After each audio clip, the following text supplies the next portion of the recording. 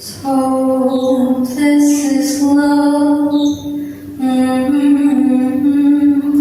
So this is love. Except it was never a story of love. It was never about love. It was a story of tragedy, of family feuds, of two teenagers that were too immature to understand what they were doing. Yet why was it that William Shakespeare himself wanted to portray such story as a love story? Ladies and gentlemen, I am Nona Anisha Vidhi from SMK DEA 9002, and this is Romeo and Juliet, written by William Shakespeare. Now, our story begins on a beauteous land of Verona, where lives Prince Ascanius, who ensured the peace of the land. There also lived two noble families, the Montagues and the Capulets, or better yet known as Romeo's family and Juliet's family. Now, the two families were known to have such bad feuds to a point where the prince had to threaten them to be banished out if they were to disrupt the peace again. Now, that is the foundation of the story. To move on to a more crucial part, Lord Capulet wanted to marry off their very daughter, Juliet Capulet, who was 13, to a man called Lord Paris, who is rumored to be around 25 to 29. Now, why is it that the stories in this story, the ages are so crucial, when so many stories in the older times, but I never even mentioned the ages? This is because during the time of this era, William Shakespeare wanted to raise the awareness that the norm of marrying off your young daughters to these older men without a say is immature, it's wrong, because they are teenagers, they are still children, they are in fact not ready to be taken advantage of like this. So this is actually where the story becomes interesting, where Romeo actually met Juliet, where we were greeted by this beautiful, iconic scene at the window, where Juliet herself goes, Romeo, Romeo, wherefore art thou, Romeo? But you need to understand that the term wherefore art thou, Romeo was never to tell, where are you, Romeo? In fact, she could see him out the window. Instead, the term wherefore art thou, Romeo, in older English were to ask, why are you, Romeo? Why are you the man that you are? Why is it that we cannot be with each other? But if you were to let go of your name, then I, Juliet Capulet, will no longer be a Capulet.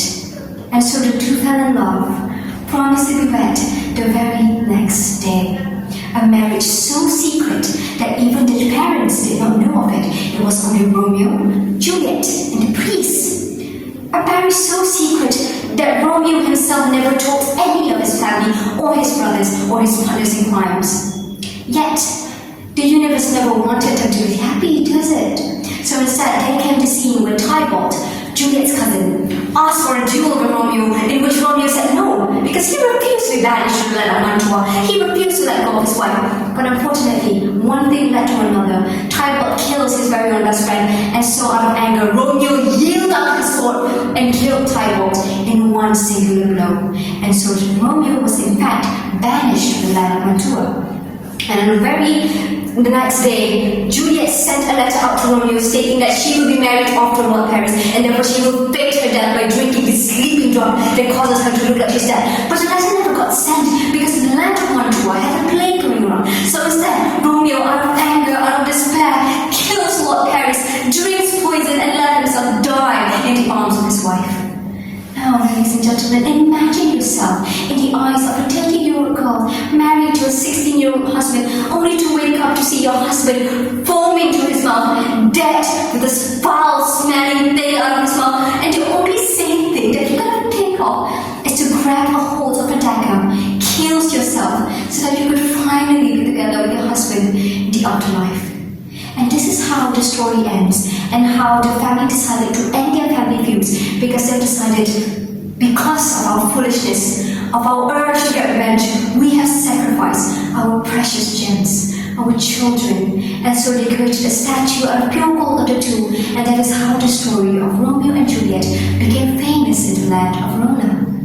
Now, what is it other than the age differences that William Shakespeare was trying to portray? He was trying to portray the families, the adults of the story, who should have been more mature to understand that these children should have a say in what they wanted in their life, should have a say in thinking that these children do not deserve such despair in their life. They should be able to choose what they want to be, what they want to be with, who they want to be. Now, how does this affect you? us, or we, or me as a reader, or even me as a teenager, this affects me in a way for me to understand that as a teenager, I am in fact still a child in a way. While I should be more mature, I should understand that I am not yet ready for such responsibilities, and therefore I should be able to take my time and to understand what's going on. And as humanity, even as adults, we should be able to understand that we shouldn't put such horrible responsibilities onto young children that does not yet understand the world.